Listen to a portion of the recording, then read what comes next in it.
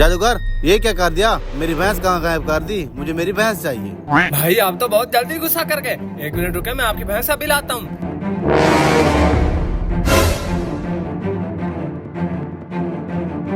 लो आ गई तुम्हारी भैंस। ये क्या? मेरी मोटी ताजी भैंस को बकरा बना के ले आए? अच्छी तरह जानता हूँ कितनी मोटी थी। एक बार खाना खाने के बाद गिर जाती तो उठाने के लिए 6 बंदों की जरूरत पड़ती। खैर अब जो भी है इसी से गुजारा कर लो, वरना ये भी नहीं मिलेगी। आज तो फंस गया, दोबारा नहीं आऊंगा।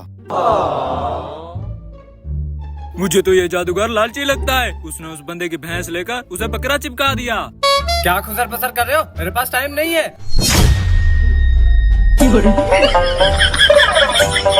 ये मेरी धन्नो किधर गई? एक ही तो दुख सुख का सहारा थी। हराम खोर, मेरा जादू हराम कर दिया। पूछते हो धनो कहाँ गई? धनो गई तेल लेने, और तू भी जा तेल लेने।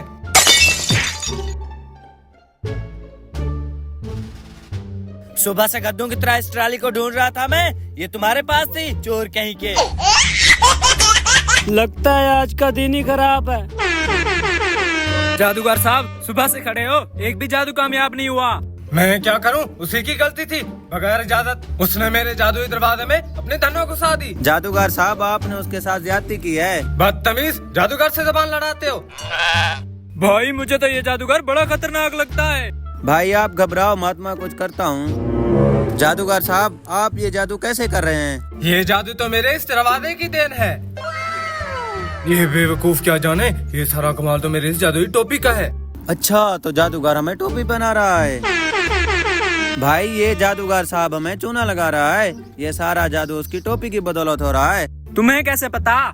मैंने जादूगर को खुद कहते हुए सुना है। तो चलो जादूगर से टोपी खरीद लेते हैं। जादूगर साहब हमें आपका ये दरवाजा नहीं, ये टोपी चाहिए। आखिरकार फंस ही गई मछली जाल में। भाईजान इस टोपी की कीमत बहुत ज्यादा है। आप लोगों की हैसियत नहीं है इसे खरीदना, लेकिन हदिये से काम चल जाएगा।